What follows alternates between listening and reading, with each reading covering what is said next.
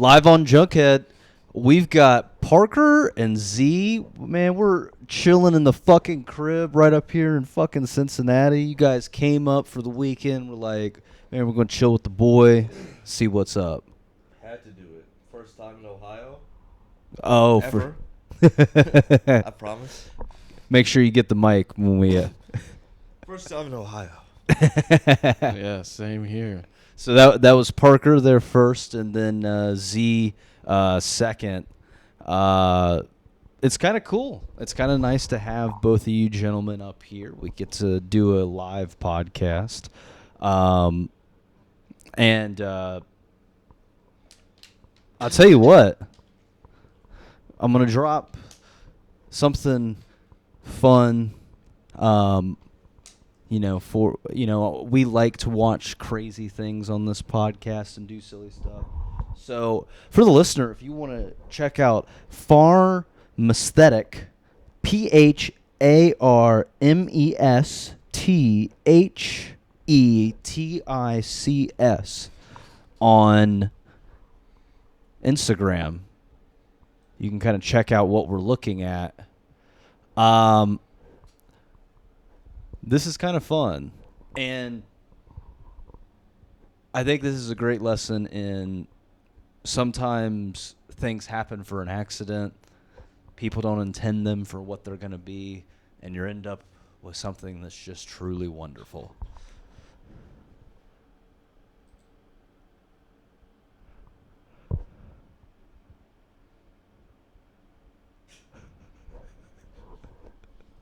So for the audience's reference, it's a box of like some kind of medical equipment, and it is definitely called the Cemensheet. I have no idea what it is. It says something antiviral. I would fucking hope with the Cemensheet.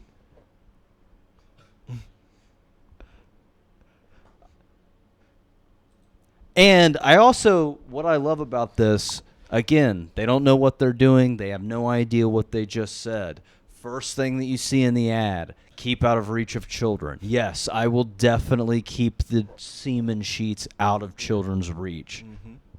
You can't beat stuff like this. My kid's really fat, so I don't really want him eating the Cemensheet too. It wouldn't be good for his health, honestly.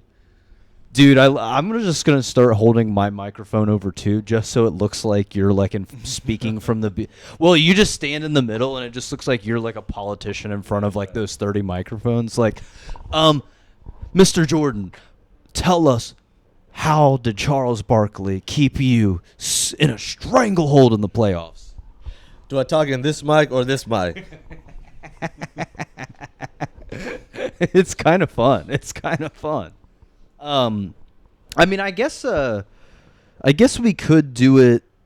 I thought about bringing out I have a Heil Hitler arm, like the little like mic stand thing that I use. That's right. Yeah. But this is kind of intimate right here. I don't know, man. What do you think? I feel like we're bonding, David. This is true. That's what I agree. Plus, we just checked out Cemensheets, so we're getting close. It's actually like, this is very anxiety when leaving. Something about the warning labels in a language you don't understand. It's like, I feel very at peace. Well, and like, I'm not trying to be that guy, but what is, and I think it might be like their like corporate branding, but what is Antirus? Like that I hope that's not a medical term, because that feels like somebody in a corporate boardroom like, I got something. Yeah. Like I think I got what we're gonna lead off with right here. That sounds like fucking branding, like a new fashion label, Antirus. This is some real corporate shit. And for the record, it's like Chinese too. Right. Because like you can go to this. And I mean, I don't know what this stuff is. Siemensol? Siemensol? High potency? What the hell is that? I love these medical labels. Man, that's some good semen. Hell yeah, brother. It's for it. It is for after a stimulating medical procedure that artificially damages skin, plastic surgery, laser treatment, MTS, decortication, decortication. I don't know what that word is. I can barely say it. That's so dehumanizing. Like, we're decorating your body and your insides. Yeah, we're fucking Christmas tree. Like, Jesus Christ. I don't know about this company. I don't know about Siemens. Yeah, dude, and like the combining of words as your branding strategy is just started off like kind of like whatever, but now that I see it so much more in their advertisement, it's just like, you guys are fucking terrifying. Like, pharmacetic? Like, what the fuck? Like, a pharmacy aesthetic? Like, that's so weird. Oh my god. And oh shit. We felt the need to study people's skin today in comparison to people's skin in the past. Compared to the past. We now use too many skin products and subject ourselves to excessive skincare regimens. All right. Yeah. This may help the skin appear healthy on the outside, but in doing so, we are taking away the immunity and self-healing power of our skin. This is no different than using antibiotics constantly. So it's basically saying, like, we're using too many chemicals on our skin, and it's fucking away, like, man, I really don't like the fact that they use the word immunity. Like, that's a little heavy. Like, but, and the self-healing. But I guess it does. I don't know. But,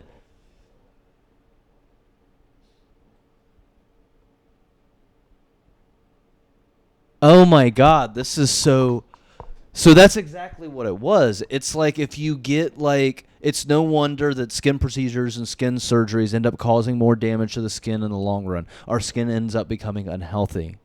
Because of this, we now experience more complex skin problems. So they're a Chinese pharmaceutical company that researches products that help make your skin look healthier after plastic surgery or some kind of, like, damage to it. To be clear, this drug is not good for you. It just makes your skin look better. It's still going to be extremely unhealthy. Yeah. Matter of fact. Dude, they say it in the ad.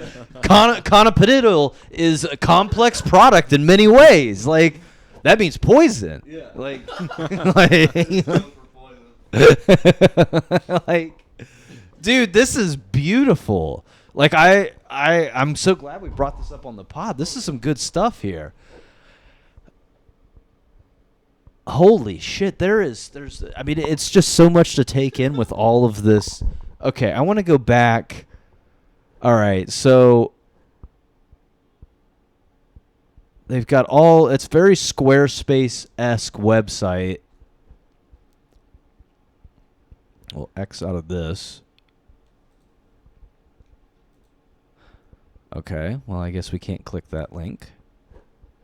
Maybe not. Did it just freeze? Better not have froze. Okay. What the hell is that called? Philogram. So we got Philogram up. Okay. Apparently it has a time when you're allowed to put it on. Looks to be like 6 p.m. at night to midnight, which is... Yeah. Like, wow, they really did aim it at people who are coming home from work and got to take care of the face. Yeah. Some fucking coked out business person is just like, oh, I just got done finishing up Born Legacy 43. Now I got to rub my skin with this radioactive compound. Fucking hell. It's so good. It's got uranium-238 in it. It's the same shit as in the atomic bomb.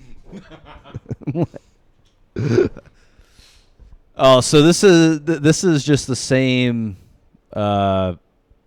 little. Does it also say it's a complex product? Yep, it still says It still says this is a very complex product.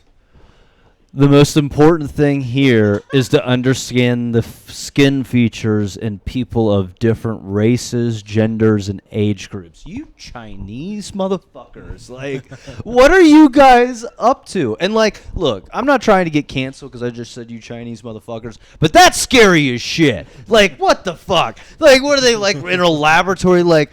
I'm not gonna do a voice, but like, don't do the but like he's just in the lab and he's just like, well, I wonder what this cream does to American black guy. Rub it on him, rub it on him. Oh shit, it burns their skin. Try the Indians. Try the Indians. No. Dot, not feather. And you're like, she's like, All right, you can yeah, it's like, close enough. well, and like to give a real life situation, like, you know, shout out to the Chinese government for putting like, what is it, like over 1 million Muslims in concentration camps over the last like 5 years. You guys know what's up. You guys know what's Naughty. yeah, for real.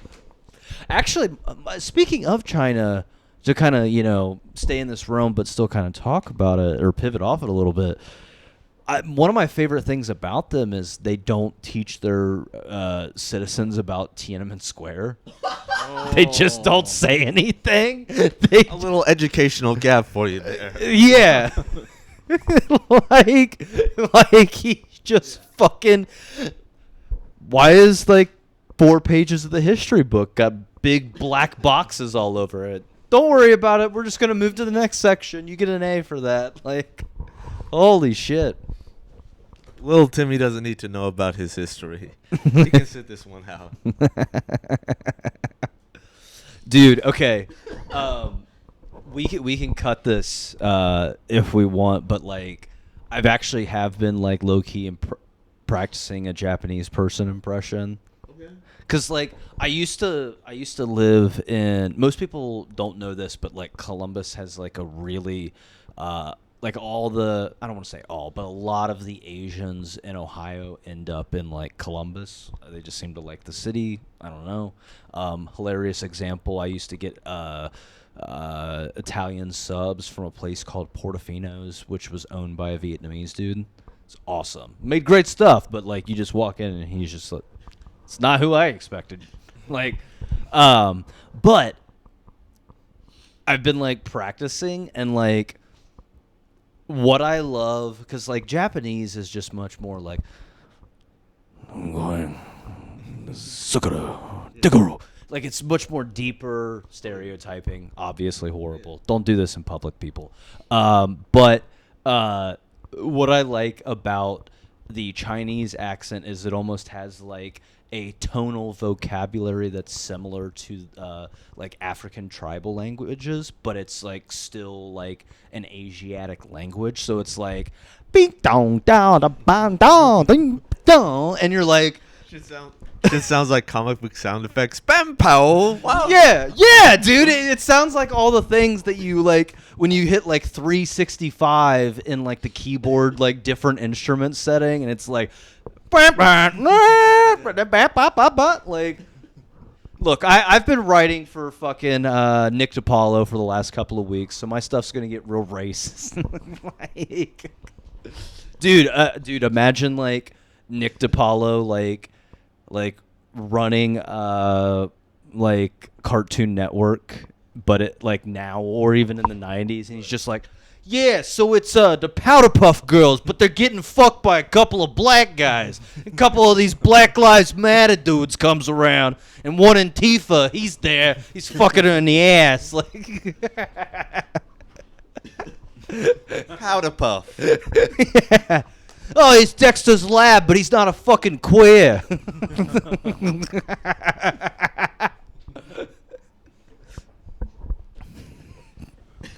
It's a shame so is Doug. He's not a homo this time. Yeah, he actually fucks Patty Mayonnaise. Yeah.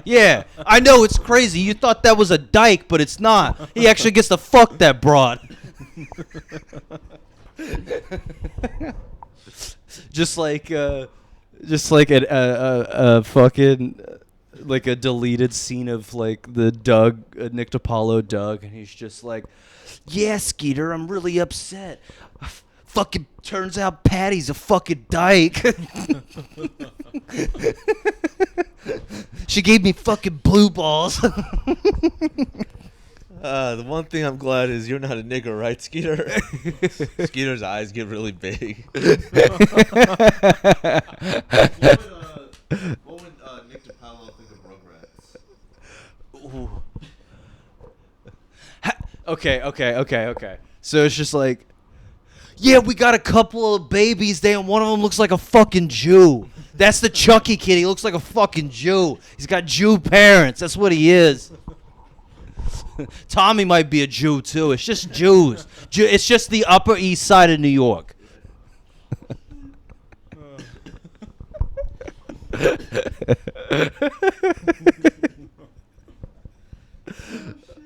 I want to see Nick DiPaolo on every cartoon that's ever. I want to see Nick DiPaolo just comment on all the major cartoons one by one. What do you think of Invader Zim, Nick DiPaolo? It's this fucking green guy. He's a fucking ass. Like, what do you think of Samurai Jack? Oh, it's a fucking guy that's really sappy about his life, and so he kills people. He's a fucking homo. That's a very for the podcast listeners, I do like Samurai Jack. I don't want anybody like coming at me about that. But the Powder Puff Girls can go to hell. Bunch of pro-lesbian.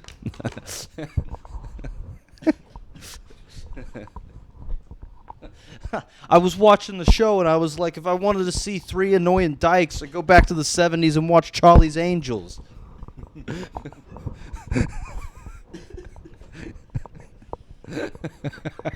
And one monkey's a Jew. Mojo Bafobo. Wearing a goddamn yarmulke.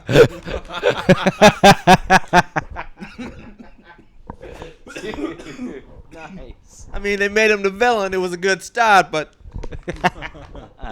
See, I'm thinking of a fucking episode where the monkey's actually controlling the world's economy.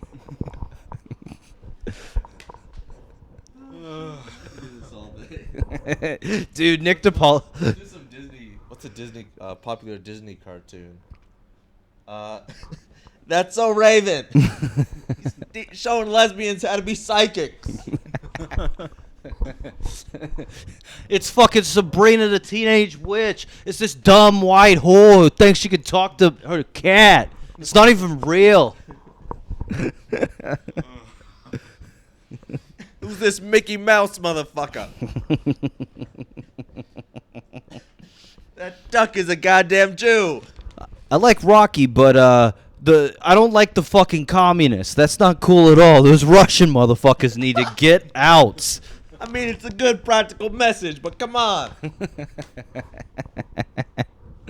Oh, dude, that's awesome. That is awesome. That's got to be a character we add in the Smegma eventually. Just like a perversion of Nick DiPaolo. It's not even him anymore. It's just our own creation. Dude, we should do like Nick DiPaolo and then like bringing Lou Reed back from the dead so we can make fun of SoundCloud rappers. Like, Yeah. oh yeah. What's your Lou Reed sound like? Oh, you think that's funny with the face tattoos? It's. I was in the Velvet Underground, right? I like cheeseburgers and shakes. I lived in Long Island. Where the fuck do you think I am? Like, I'd have to listen to him again, but like, Yeah. I could probably hit that note. I felt it. Dude, speaking of, shout out to the podcast listeners and also to you, gentlemen. If you want just one of the most, honestly, one of the greatest rock and roll interviews of all time is Lester Bangs and Lou Reed in the 1970s because they hated each other. What group did Lester frontman? Lester was a journalist for the Rolling Stone. Ooh, Rolling Stone back then, Jesus. Yeah. So it was two icons kind of coming at each other and like, oh, I mean, they would like Lester would like make fun of Lou Reed for like his drug problems and shit like that, and like one of the pivotal points is like he finally gets Lou Reed to take off his sunglasses, and he just like you just see these beady copper eyes full of despair and depression, as if the man behind them is just as lost as the things that are in front, and you're just like, Jesus Christ, dude. Yeah, it's saucy as fuck, but it's good. If you also want to see two icons go at it, make sure you listen to Junkhead's Antifa OnlyFans. Oh my It's a god. very unique episode of Junkhead. Highly recommend it. Thank you for the plug, man. Thank you. I appreciate that. I still I think that, and like honestly, dude, I want to say this on the pod too. I appreciate the compliment so much about the solo cast. I was so fucking nervous to do that shit, man. And like I'm still like not 100% confident, but I think like it was a good first one, like all things considered. Just talking about like various atrocities this country has gotten away with, and it was somehow very like it wasn't stressful. You kept the vibe chill, but still I was being educated on some of this country's actions. I appreciate that. Go ahead, Z. Look like you're about to say something. Yeah, I was just wondering, like for like solo cast. I don't mean to derail the conversation too much, but You're like, good, man. I've been meaning to do that myself, but like, how do you keep the flow going? Like, how do you not? Whereas it's like when you're in a group, you can kind of like bounce off each other and so on and so forth. But like when you're by yourself, like you have to be more conscious about like your flow, how you're talking, so on and so forth. So like, what are the things you do to keep that going? So one thing that I did that really, really, really helped me is with this, we're just kind of talking into the mics, and that's pretty straightforward. But when I did the solo cast, I plugged directly into my computer and I opened up Audacity and was like recording on the spot, so I could see my vocal takes on the computer, and it kind of like it. The best way I can describe it is it allowed me to see my words in front of me in real time, and I could, because I will go on record, and like this is why I'm trying to give myself a big ups about it. One take. Ooh, nice. Yeah.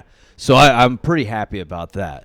And I just seeing the speech in front of me through the audio bubbles and hearing it in my headphones really kind of helped me, because like I could be like, okay, like I need to, like I can't pause too long or there's going to be too long of a gap. But another thing is like little behind the scenes of like how creativity works, audience, but I have some folks who do create, so it's not going to surprise you. But I only recorded one take, but I ran through a lot of that in my head for a while, and really kind of, because like I don't really write down stuff like to the T. I'll write down like big points. Like actually here,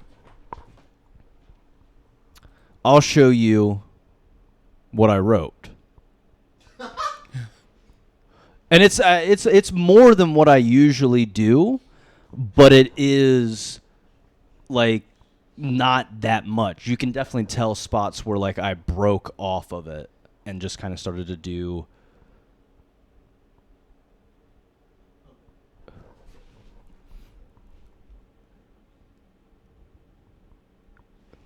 So this will like keep you on track, but also not restrict you to a T. Yeah. Yeah. And this is, I mean, it's nothing too long. It's like maybe 2/3 of a page. It's just like it's not even really a script, more of just like outlining paragraphs of what information that I, want to get across. And I try to go through it as much as I can and eliminate anything that I really don't want to say. So I'm not doing that while I'm recording. But other than that, it's just kind of like, okay, I want to say this in this paragraph, so I will riff that out. And excuse me. but I'll riff that out and kind of go with it. And I just started flowing, and I noticed after I got through like the second one, I was like, this is pretty. I'm not doing bad. Like from what it seems like, I'm not doing terrible. So I just went through the take, and then I'll be honest, like I didn't want to edit it really at all, and I wanted to just like put it out like one take, nude as fuck, and pretty happy with it, honestly. And like it seems like the folks who've listened to it appreciate it. Sick. Good to hear. I gotta be sure to listen to it. You would dig it, man. Like there's some cool stuff on there, and like I was trying to channel like a little bit of Stuart Lee, a little bit of Bill Hicks, and a little bit of Tim Dillon.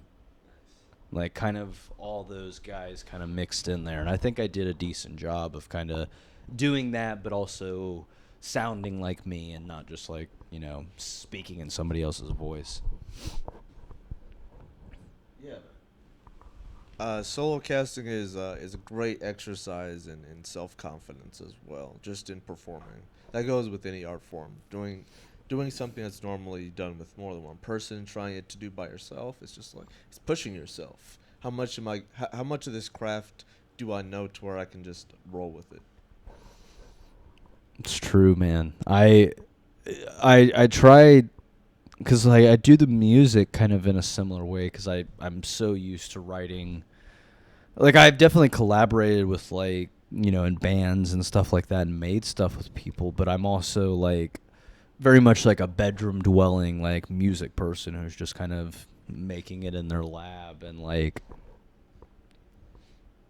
that ability to connect with the material and to kind of run with it in those moments to where you're not like second guessing yourself mid, because like one of the big things that I stress with like creativity is, for as much as like creatives really try to not act like it's anything like sports, you're basically teaching yourself on whatever instrument that it is that when you use that instrument, you are not thinking when you're using it, you're just reacting. That's what football drills are. That's what basketball drills are. You know, those guys aren't out there, you know, I'm going to move this arm here and then dunk, and like they just do it. They just do it. And that's like that's why I like improv, but that's like also even beyond improv, just like the actual my creative process. Like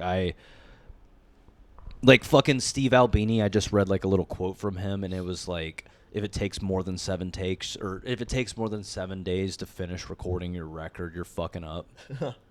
Yeah. And it's true. And even with improv, like improv, sometimes when I've done improv, it's even more autopilot than like script acting. It's that when you're stage acting, you have to trust in yourself and also your ability to deliver those lines that someone else wrote. But with improv, it's all one and the same. So you're just like, boom, it's out there. It's true. I like things that have as little like interference from like the brain's like thoughts to like final product, or at least like a product that somebody can enjoy. That's why I like this podcast. And I mean, shit, dude, we kill people on the pod, you know, we sell people into slavery on the pod. I lost my virginity on the pod.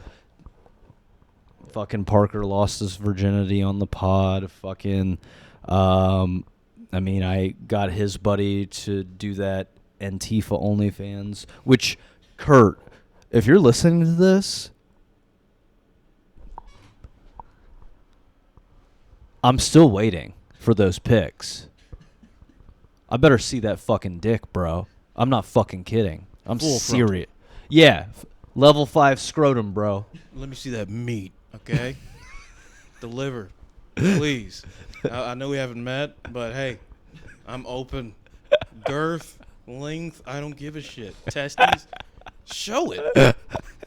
Love yourself, dude. Like, what the fuck are you doing? Come on. At this point, it's a reflection on your character. I hate to say it. Seriously, let me see that cock. Yeah, bro. Shit. Yeah. Dude. Honestly, I think you're not packing. Are you not packing, bud? Got small one? Amazon Prime value meal type package? I don't know what that is. A mixture of fast food, mixture of the current times of the market. I don't know. But I know I want to see that meat. Now. I love you. I wish like our only word for penis was meat. There was no other. No, you can't say dick, cock, anything. It's just meat. Let me check out that meat, bro. You say it with You say it with sincerity. You actually deeply mean it for your friendship. Hey, bro. Your dad told me to check out your meat.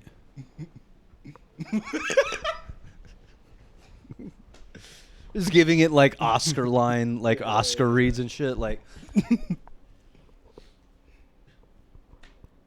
I went to Maryland. I wanted to see your meat. Okay. Christopher Walken delivering like a true romance, but just about meat. Think about meats.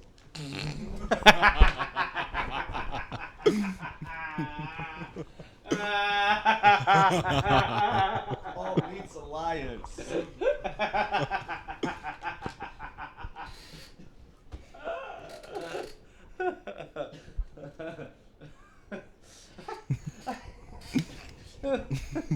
Meat's got 32 tails. Another meat's got 17.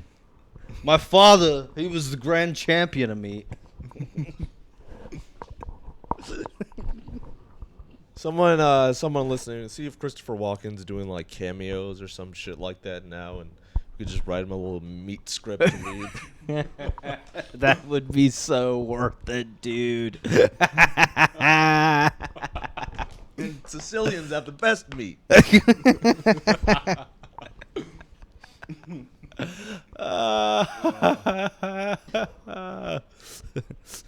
Fuck. 32 meats.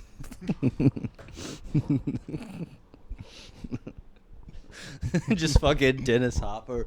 The Moors were meats. That's why Sicilians are meats. Man, that was shout out to being both horrifyingly racist and exceptionally awesome speech in that movie. Like, I mean, and I actually read about it. It's so funny you brought that up because I watched it recently. I watched it recently too. Yeah, dude. Fucking. Did you know that, like, I mean, obviously, like, Tarantino wrote the script, but, like, that scene specifically, he was, like, hanging out with, like, a Sicilian dude, and he just said all that shit, and Quentin was just, like, just started writing. Go slower. Hold on. I'm getting it. Yeah, yes. Yo, Christopher, I've got it. Yeah, dude. Oh, just super happy, like. The guy didn't even say, he only said like the N-word once, but he's like, we can sprinkle a few more in there. Go full Django. Yeah. Needs more mention of meats. Oh, dude, that is fucking amazing. I want, like, if you're a screenwriter like Tarantino, it must be like, because, like, he wrote some of his best monologues when he was still kind of on the come up. So I'm wondering, like, when you're older in that career and known to be so good at it, if it's like, okay, I'm writing a new Slave movie, time for another monologue, or if it's like he has a passion. If it's sort of like someone with like a very specific skill that has a lot of expectation. Like after a while, is that just like, oh shit, another one of these? Yeah, no, that is like a really good question I guess question, but like, especially with like big time, like I'll use filmmakers, like Tarantino, like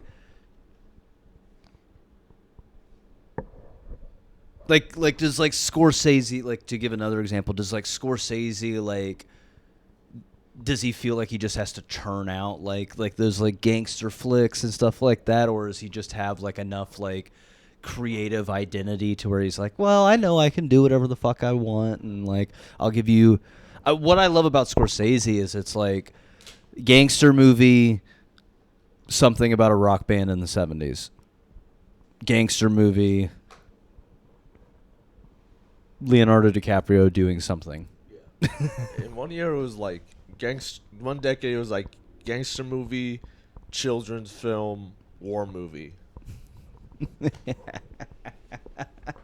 Yeah, because like he went from like, what was it, like Hugo into like Hugo's a great movie, by the way. It's really, if you're a film nerd, you'll like Hugo. Hugo's not bad. Surprisingly underrated. Shout out Sacha Baron Cohen, I believe, has a written role in that one. Yeah. Is he, bumbling tall dude? Yeah. dude, that's Sasha, if you're listening, please come on the pod. We'd love to have you, man. Talk about your methods, exchange words. and gay sex. If you're interested, I don't mean to push Sasha it on. wouldn't be opposed. You saw Bruno, right? Yeah. Jesus. Oh God, yeah. Oh Lord. Yeah, I talk about a real fucking G, man. Like that, shout out to the listeners. Go watch the new Borat movie. I mean, that shit was funny as fuck. He's one of the few guys out there who maybe even gets bigger balls the older and more famous he gets. Most people's balls shrink. We were talking earlier about how people sell out. His balls they're just inflating as he gets older. He's going to have elephantitis in like 10 years. I swear to God. Like some of the shit he does in Borat 2, you have to like, he really just is a full performer at this point. There is not an ounce of like, I'm just doing this for a paycheck. You would only do this if you love it.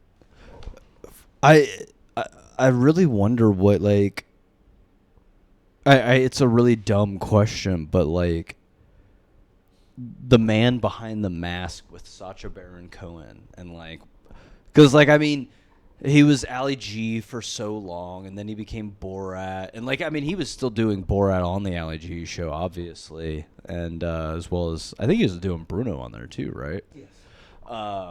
But yeah, I mean, like, the guy literally hasn't been himself for like 20 years now.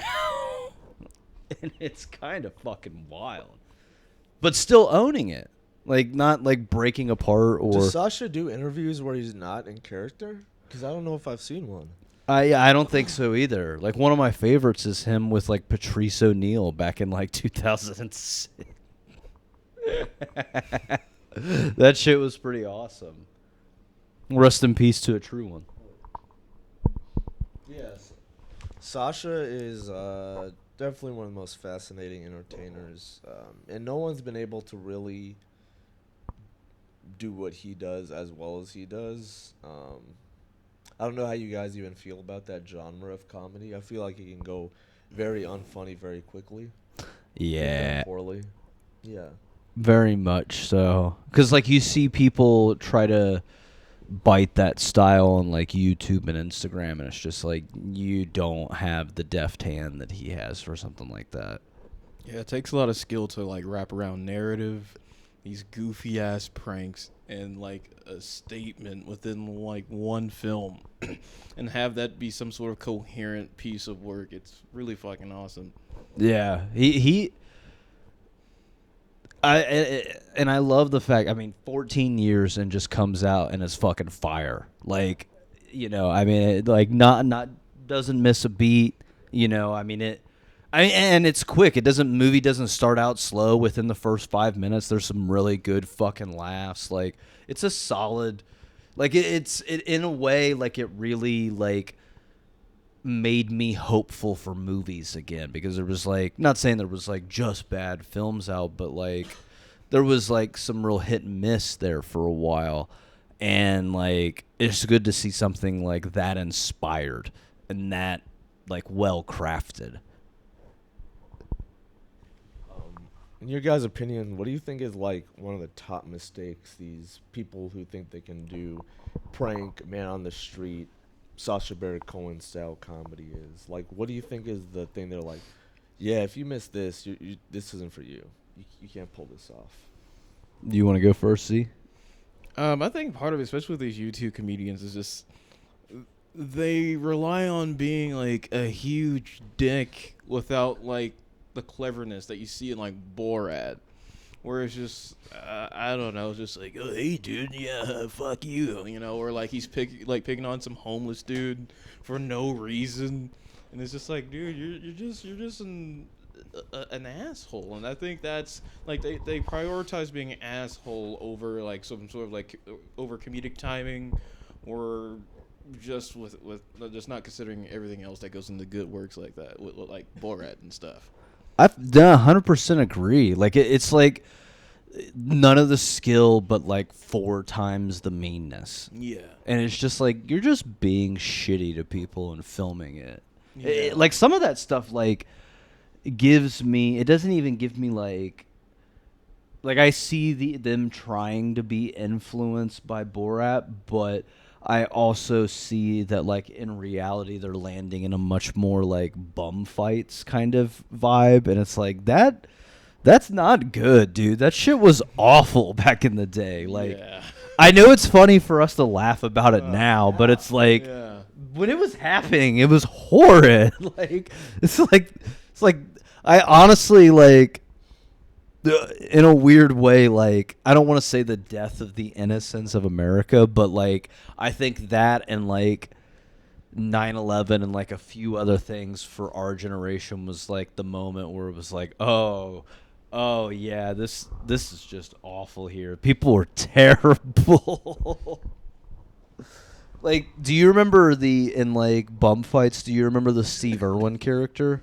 Yeah, I do. That's terrifying. Like that, Jesus Christ, dude.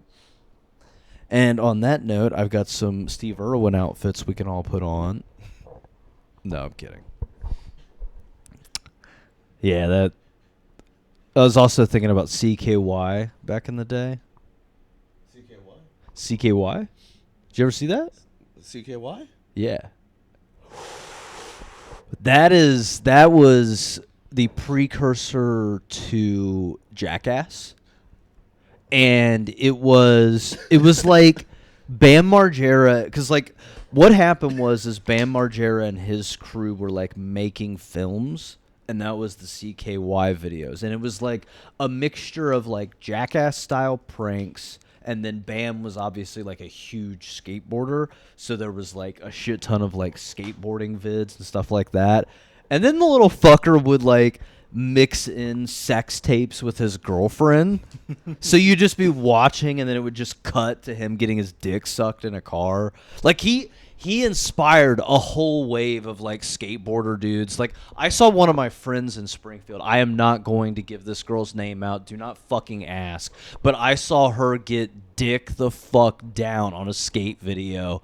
Like as like she was like over 18, so like it's not like anything insidious like as far as that vibe, but yeah, it was like her boyfriend was like a BMX dude, like and he was like kind of popular, and yeah, like the BM, like he put out like a BMX video and like it hard cut in the middle of it to like her getting railed out doggy style, and it was just like, oh fuck, dude.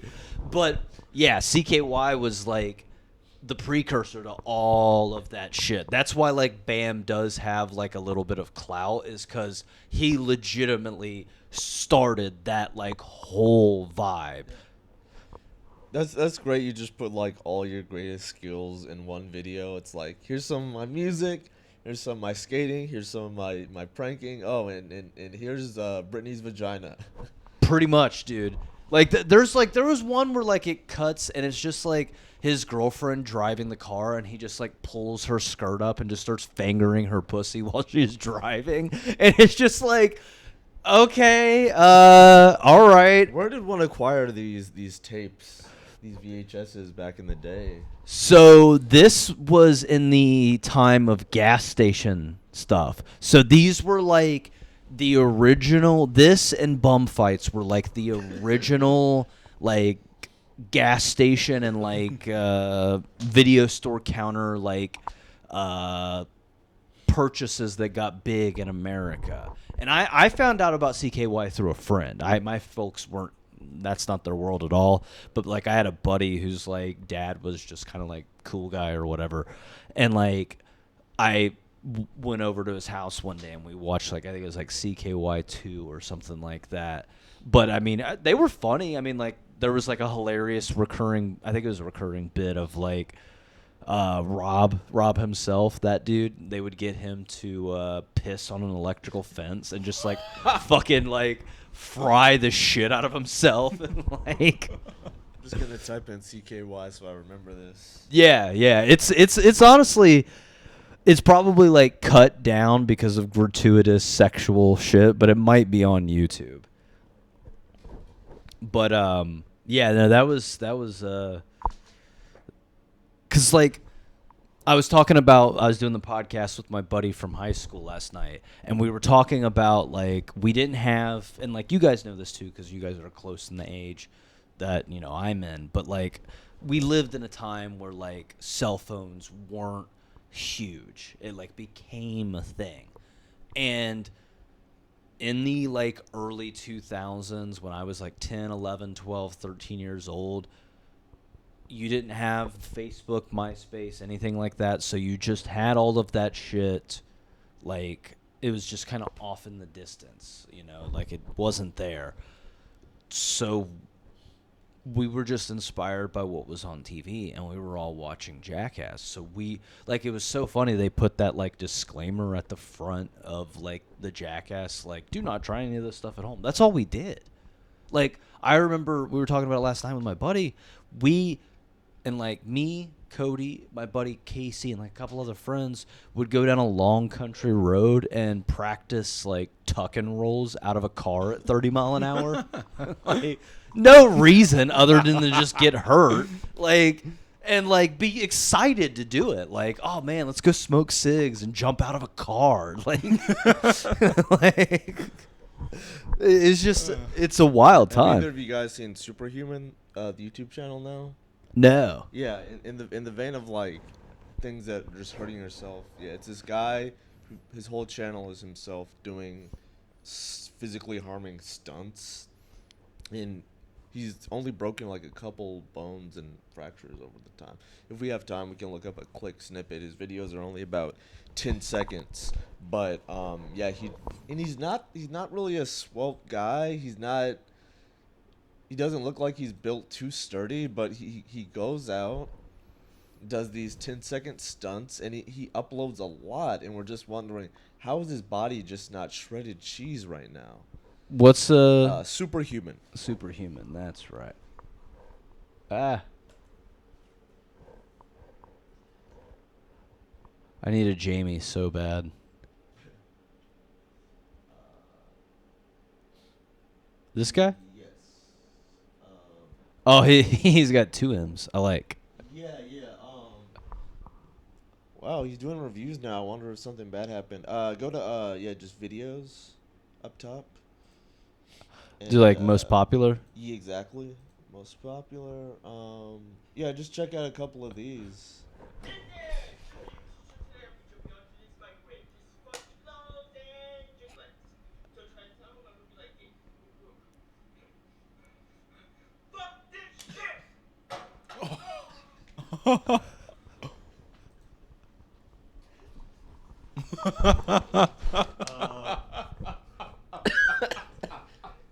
First impressions, gentlemen. First impressions. Okay.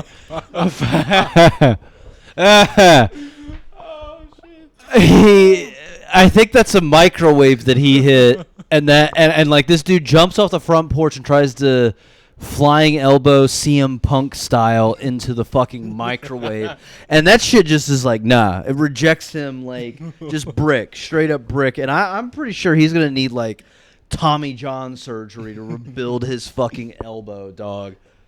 He is done.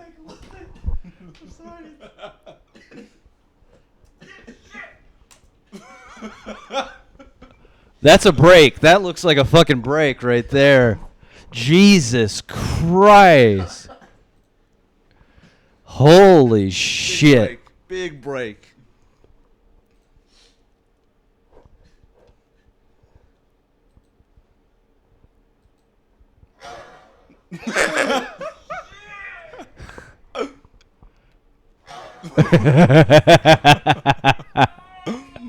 Oh god, this shit is limp.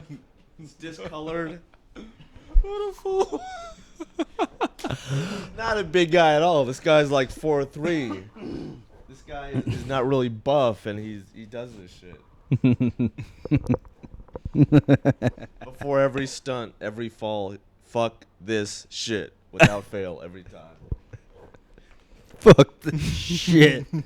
What a guy. What a cool dude. I respect him, honestly. For real, man.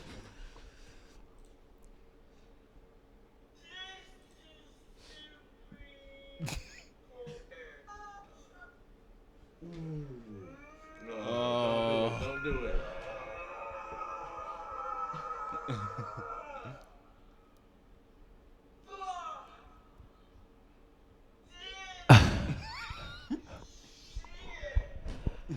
Oh god, he's about to jump on lights. Oh!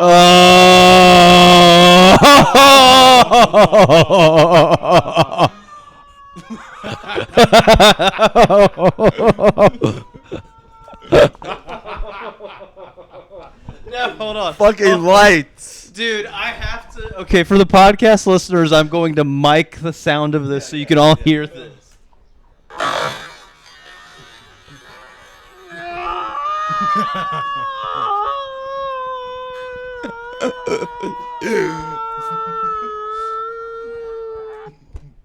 It is. Oh, God, It is so beautiful.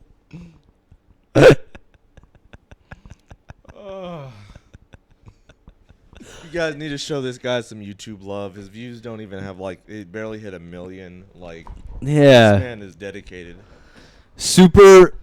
Superhuman. Super and then HUMMAN. This shit is Oh. fucking Could the beautiful. last one be drinking a hot sauce and running into light tubes on? Shit. There we go.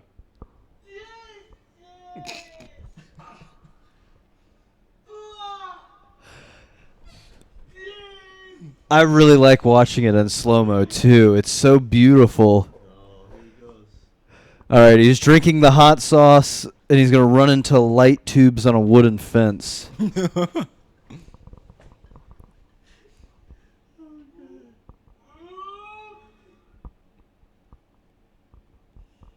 Oh, my God. Oh, my God. Oh, what a boss. Chug, chug, chug, God, chug. still drinking. Oh, my Still drinking. God. You can see it coursing through his stomach. Oh my! Burn him! He's already screaming. Oh no! No! He's like. Oh, that's not even funny. Brutally injured. He's running away. He's running away. He's doing it again. He's doing it again. He's doing it again. No. He jumped into it. He's doing it again. No. Going for the triple, man. He's going for the triple double. Oh fuck. He's running back to it. Lift off. Oh.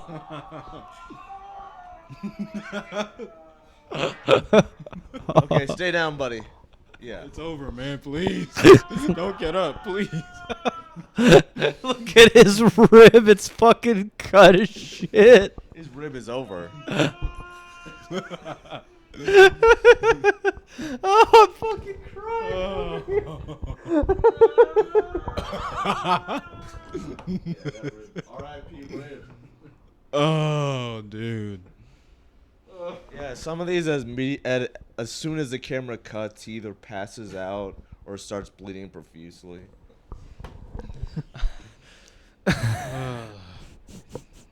I can't. Oh, that's what I call an artist right there. Oh Oh. my god. Fuck this shit. What do you think motivates a guy like that to hurt himself over and over? I don't even know, dude. I think he realized the clout and he's chasing it like a fucking junkie, dude. Yeah. How about we take a break after that major fucking laugh? We can maybe smoke or get some food. And we'll hop into the second part after all that fun stuff. Yeah, sounds good. Sound good? All right.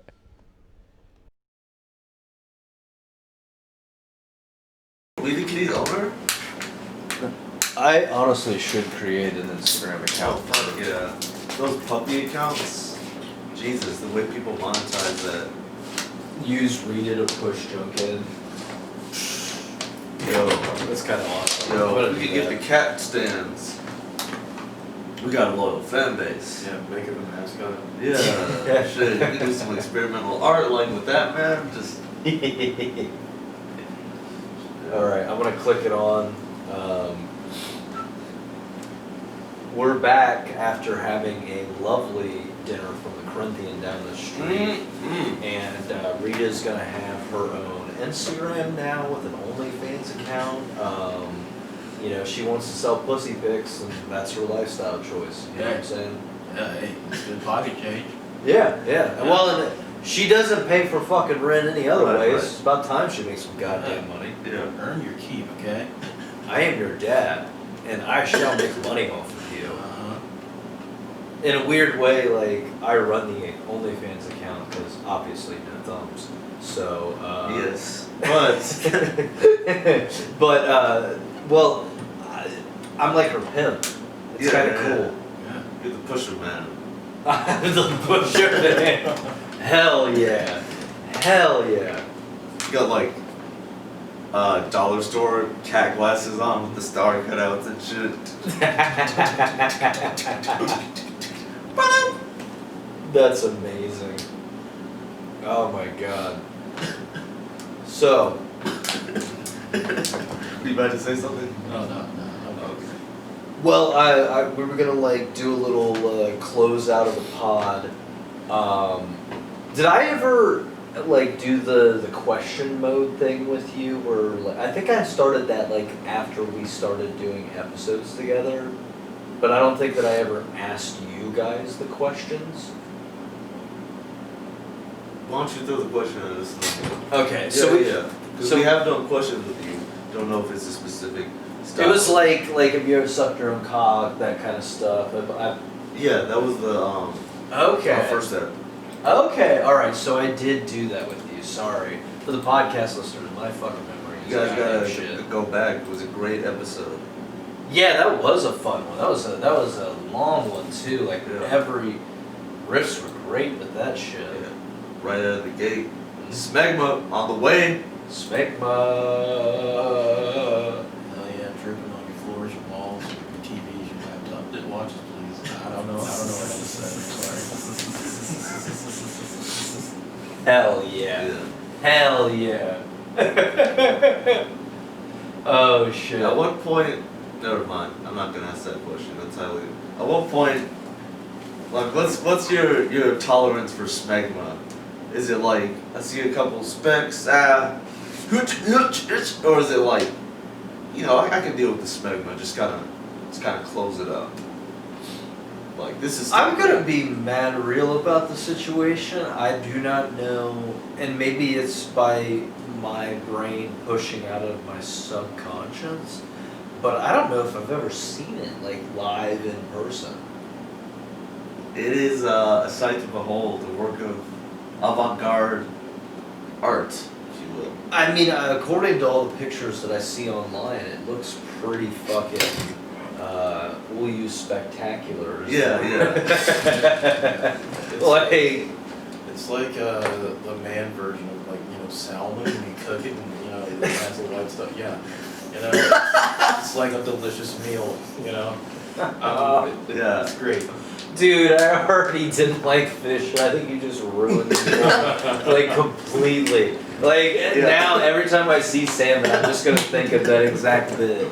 Fucking hell. Wait, bro. it's gonna turn. The color's turning. There's a window when smegma will go bad. A lot of people don't know it's edible from like days 5 through 7. If you're after day 8, you're just absorbing yeast. You're gonna turn into the fucking baker right then and there.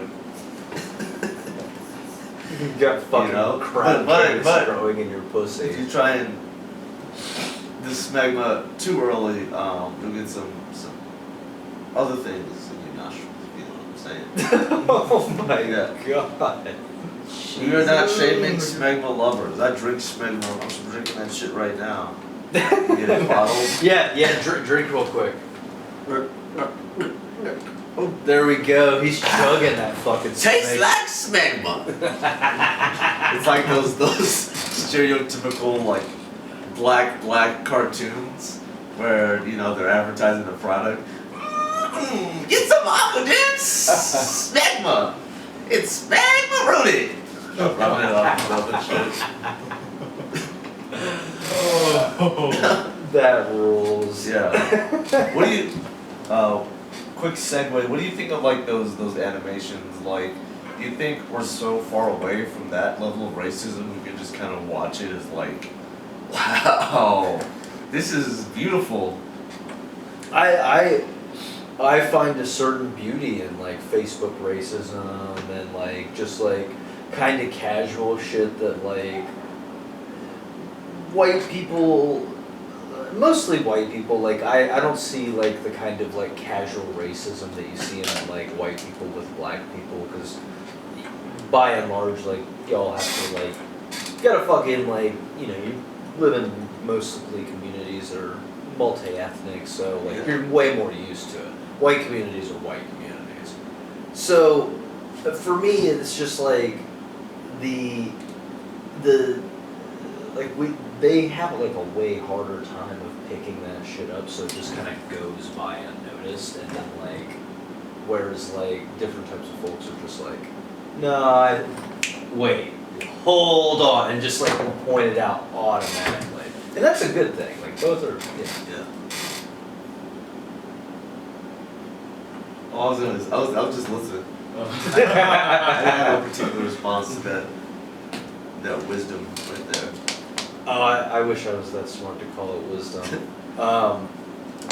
No, like, well, I guess for the closeout of the pod, like, I mean, it's also, it's really great that you guys came up and wanted to come chill and hang out. That's fucking sick. I mean, it's nice to have homies come in and, we get to write, do a pod, and, be supported and everything.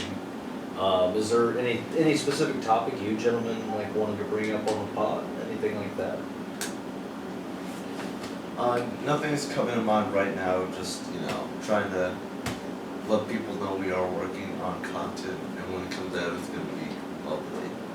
This is true. It is going to be fucking amazing. I cannot wait for. I mean,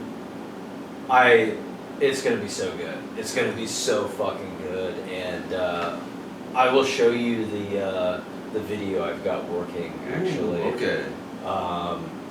For one of them, but I mean, like, folks, keep an eye out. Check out. Do your plug. Check me out, Provost_IRL on Instagram and on Twitter. Check out Fat Guy Camera Angle. I'll have content soon. Don't worry. Love you. You can feel the love in this motherfucker. We had a good day today. We had some delicious pizza. Shout out Corinthian, you guys are great. You know what? Fine. You sponsored the pod by giving us delicious pizza. Oh hell yeah! Corinthian official sponsor. Yeah. We were fucking Italians. 42 tails. 42 tails. Fucking fucking goddamn.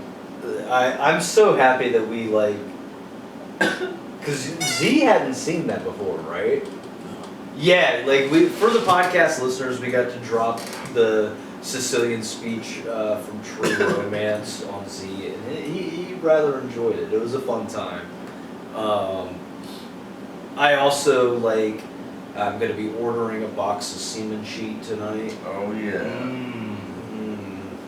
Dude, we'll talk about it off the pod, but like, we should like in the Smegma universe, like Smegma Syndicate, proud sponsor, or Smegma Pharmaceuticals, a division of Smegma Syndicate. Yeah. Like, that shit would be It fun sounds stuff. like it warrants that kind of like almost clinical, pattern of speech, something almost like super official corporate. I mean, we've already done some stuff making fun of the corporate industry, so I feel like that kind of stuff would be pretty unique, especially with the name. I agree. I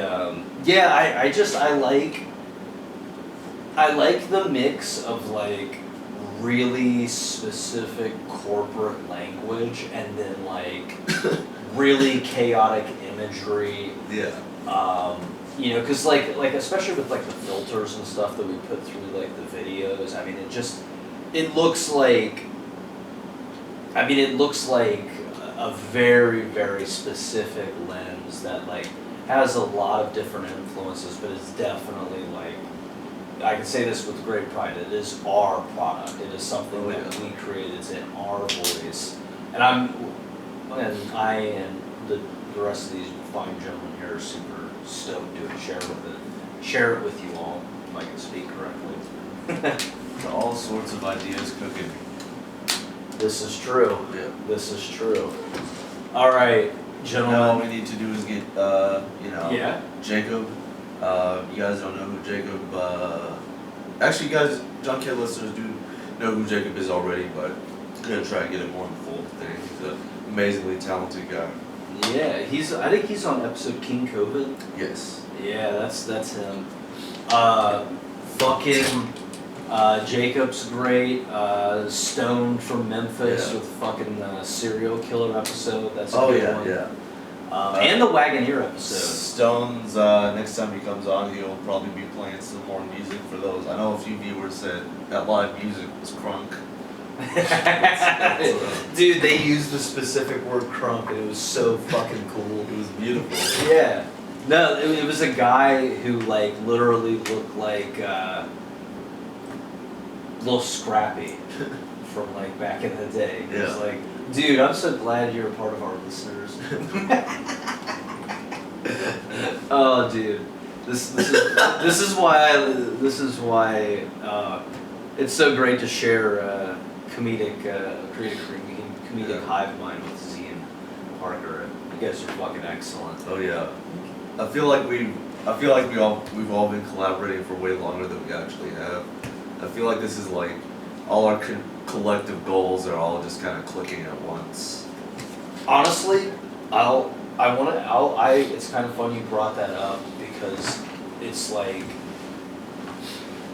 it's so true, and like, I think that, like, I've often made the joke that being in a creative relationship with people is like having all the positive benefits of dating somebody without the one benefit of actually getting to fuck from time to time.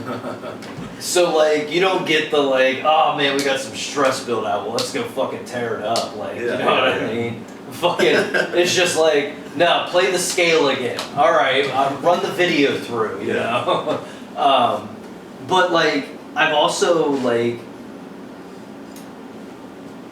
and I've struggled to find people to work with, and you find people who are like, okay, it feels like girlfriends you date, where it's like, okay, I can see where like we have connections here on these things, right. But there's like a separation here that's kind of preventing this from going to the next level. Yeah.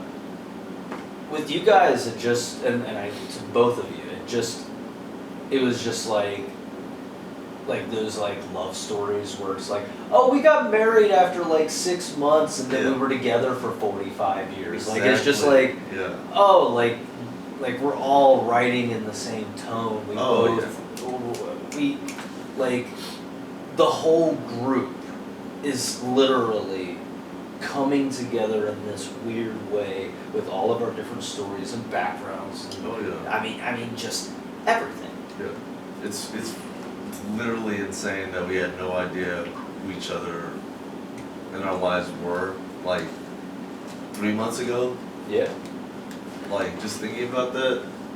I mean, you know, I it was so cool. I sold them government secrets, and that's how we got the comedy thing going. 'Cause we were like, got a lot to joke about this place. Oh yeah. To England. Yeah, yeah. Dude, it would be so awesome to like go to England and then just tell people that we're gonna colonize comedy. Surprised no one's done that yet. I like that. Yeah. just showing up like we're up like in London, just like, oh, I see we haven't planted a flag here yet. Yeah. This is ours. Fucking just putting like the Betsy Ross American flag right on the stage right before you start your mic. Yeah. Like, this is America. Then I just kill myself wrapped in a flag. That's true patriotism. Yeah. Mm-hmm. Self-sacrifice for our country. I tell you what. Do not wrap him in the white sheet. He wants to be wrapped in the American flag when he's carried out. You goddamn Brit bastards. Like. All right, boys. We ready to close this bad boy out? Out for now, but we'll be back real soon. All right. It's kind of cool because we get to do this one in person. I still prefer Zoom with the invitations and extraneous details to invite your friends and the glitchiness and the timer. I still prefer Zoom, honestly. This was okay. Well, I was gonna say like I'm honestly kind of fed up with Zoom just because like I it's just getting so annoying. So like if we can like let's do like a 3-way call the next time and like let's just fucking use Skype and see how it goes. Yeah. Like worst case scenario we can just like bin that episode and just say fuck it. Yeah. But no, we get to more importantly we get to do one of these in person.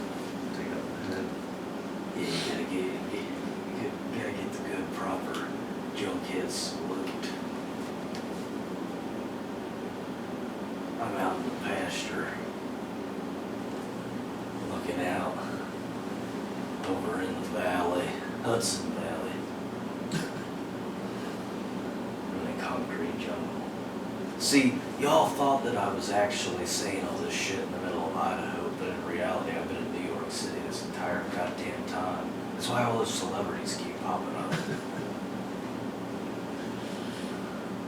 But, I mean, shit, it is kind of weird being a cowboy here in New York City. Most people just think it's a gay thing.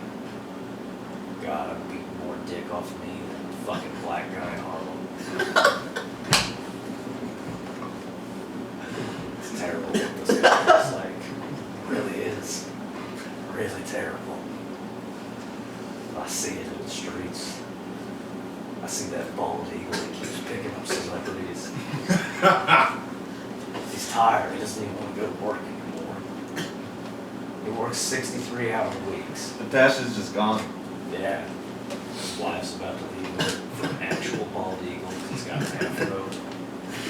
He's a fucking cop eagle is what he is. I want to fuck him. So, as I sit throwing basketball off the top of the Empire State Building to see what happens when it hits the corner of a crowded street, basically causing chaos for all kinds of people.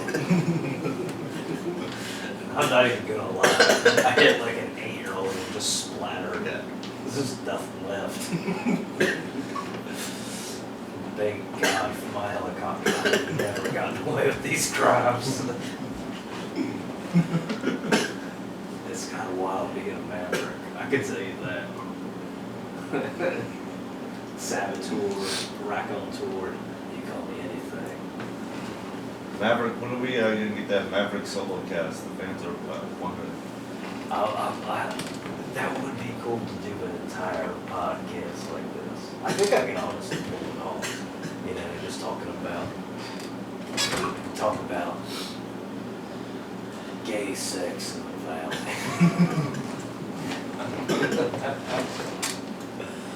Oh, folks, on that note, Junkhead is out.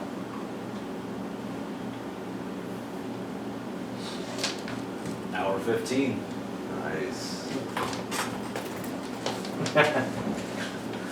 Dude, the fucking like outros have gotten like pretty fucking solid. Oh, nice. Like- Nice. Outros are always a strong suit for Junkhead. It's true. Except for that one crack woman. But Oh yeah, yeah. thank God she smoked that crack. Oh fuck, Yeah. for real, dude, for real.